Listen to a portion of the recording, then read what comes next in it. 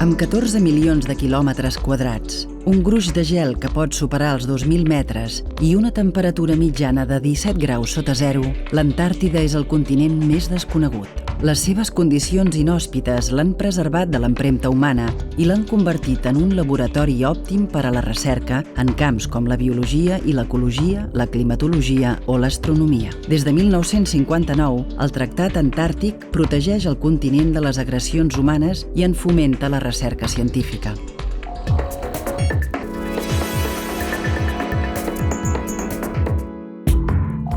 Aquest lloc és molt emblemàtic per mi.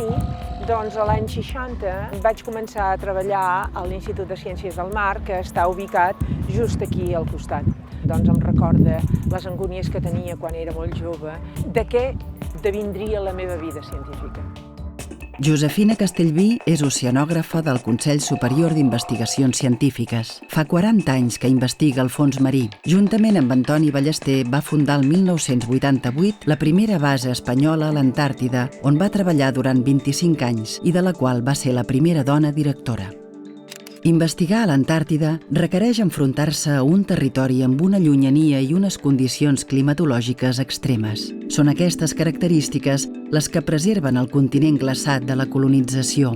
Una de les feines principals de qui dirigeix la base científica consisteix a vetllar pel benestar dels investigadors durant les seves estades. No és com aquí, que sortíem amb un bou de pesca, anàvem al dematí i tornàvem al vespre. No, allà són 4 dies d'anada, 4 dies de tornada, i quan ets allà, doncs has de viure. I aquest és l'objectiu número 1, poder-hi viure. Un cop assolit l'objectiu que els investigadors puguin viure a l'Antàrtida, des de la planificació de les campanyes fins a l'alimentació, la base està en condicions d'organitzar els seus grups d'investigació, que estudien des de l'acidificació de l'oceà fins a astrofísica o la fosa de les capes de gel. L'Antàrtida és un continent verge on gairebé tot està encara per descobrir. Per exemple, en 25 anys s'han descrit més de 100 espècies noves de líquens. A l'Antàrtida es pot estudiar qualsevol disciplina científica, perquè totes estan per conèixer. És un lloc absolutament verge, un laboratori natural com no en tenim un altre en el planeta. Precisament per la seva condició de laboratori verge, l'Antàrtida és un ambient molt fràgil des del punt de vista ecològic. El desglaç causat per l'escalfament global podria perjudicar els ecosistemes antàrtics. Però no només això. Com que té un paper molt important en el clima planetari, la pèrdua de coberta de gel podria accelerar el canvi climàtic i alterar l'equilibri ecològic del planeta. Per aquest motiu, a més d'estudiar les espècies per separat, per Castellví cal analitzar el continent blanc com un tot.